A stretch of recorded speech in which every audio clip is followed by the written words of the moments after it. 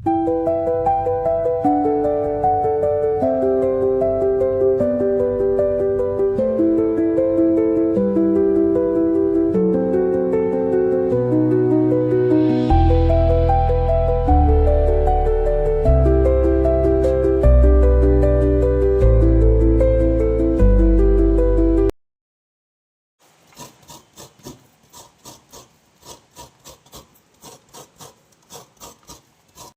നമുക്ക് ആവശ്യത്തിന് തേങ്ങയൊക്കെ ഇച്ചാൻ ചേർത്തി തന്നിട്ടുണ്ട്. ഇനി നമ്മളിത് മിക്സിയുടെ ജാറിലേക്ക് ഈ തേങ്ങയും ചെറിയുള്ളിയും കറിവേപ്പിലയും അതുപോലെ തന്നെ മുളക് പൊടി ചൂടാക്കിയതും കൂടി നമ്മൾ ആഡ് ചെയ്യാൻ പോവാണ്. നമുക്ക് ചമ്മന്തി അരയ്ക്കാൻ ആവശ്യമായിട്ട് തേങ്ങയുടെ കൂടെ നമ്മുടെ മിക്സിയുടെ ജാറിലേക്ക് ഇടാൻ വേണ്ടി നമുക്ക് ചെറിയുള്ളി വേണം, 2-3 കറിവേപ്പില വേണം, അതുപോലെ മുളക് പൊടി ചൂടാക്കി വേണം. അത് കാണിച്ചു തരാം. അപ്പോൾ നമ്മൾ ഇതിലേക്ക് തേങ്ങ നമ്മൾ മിക്സി ജാറിലിട്ടിട്ടുണ്ട്. ഇതിലേക്ക് നമ്മൾ ചെറിയുള്ളി ആഡ് ചെയ്തു, നമ്മുടെ കറിവേപ്പില ആഡ് ചെയ്തു. ഇനി നമുക്ക് മുളക് പൊടി ചൂടാക്കിയതാണ് നമ്മൾ ഇതിനകത്തേക്ക് ആഡ് ചെയ്യാൻ പോകുന്നത്. അപ്പം നമ്മൾ ചൂടാക്കിയ മുളക് പൊടി നമ്മുടെ മിക്സിയുടെ ജാറിലേക്ക് ആഡ് ചെയ്യണം. ഇനി നമുക്കിത് അരച്ചെടുക്കാവുന്നതാണ്. കുറച്ച് വെള്ളം കൂടി ഒഴിച്ച് അരച്ചെടുക്കാവുന്നതാണ് പേസ്റ്റ് പരുവത്തിൽ. അതിലേക്ക് ആവശ്യമായ ഉപ്പ് കൂടി ഞാൻ ഈ സമയത്ത് ഇട്ട് കൊടുക്കുന്നുണ്ട്. അപ്പോൾ നമ്മുടെ തേങ്ങ നല്ല പേസ്റ്റായിട്ട് അരച്ചെടുത്തിട്ടുണ്ട്.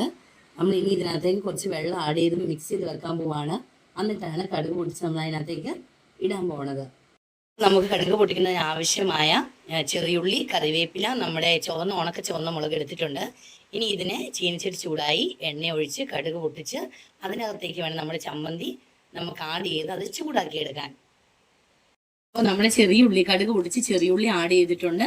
ഇനി ഇതൊന്ന് ഒന്ന് മൂത്തിട്ട് വേണം, അതായത് ചെറിയുള്ളി ഒന്നും ചൂടായി മൂത്തിട്ട് വാടിയിട്ട് വേണം നമുക്ക് നമ്മുടെ ചുവന്ന മുളകും കറിവേപ്പിലയും ആഡ് ചെയ്ത് കൊടുക്കാൻ. ഇപ്പൊ ഞാൻ സിമ്മിലാണ് ഇട്ടേക്കുന്നത്. ഒട്ടും തീ കൂട്ടി വെക്കരുത്, കരിഞ്ഞു പോവും. ഓക്കെ, അപ്പൊ നമ്മുടെ ഇതെല്ലാം ചൂടായിട്ടുണ്ട്. ഞാൻ ഇതിനകത്തേക്ക് നമ്മുടെ ചട്നി ആഡ് ചെയ്യണം, ചമ്മന്തി ആഡ് ചെയ്യാണ്.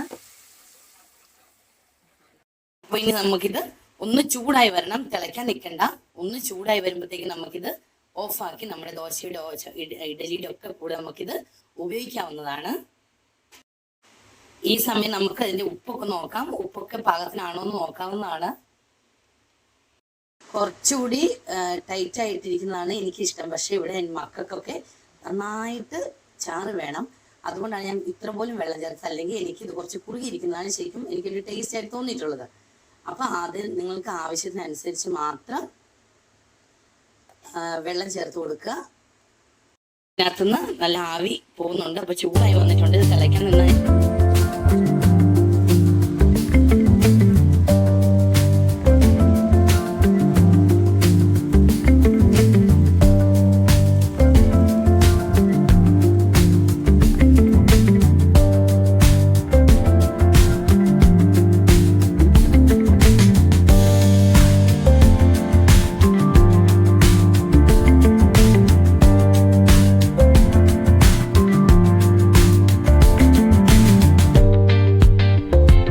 അപ്പം നമ്മുടെ ദോശയും ചമ്മന്തിച്ചാറും ഇവിടെ റെഡി ആയിട്ടുണ്ട്.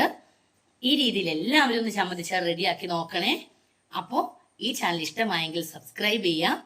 നമ്മുടെ റെസിപ്പി ഇഷ്ടപ്പെടുകയാണെങ്കിൽ ഷെയർ ചെയ്യുക, ലൈക്ക് ചെയ്യുക, നിങ്ങളുടെ അഭിപ്രായങ്ങൾ കമൻറ്റ് ചെയ്യുക. വീണ്ടും അടുത്തൊരു വീഡിയോയുമായി കാണുന്നത് വരെ ബൈ. Thank you.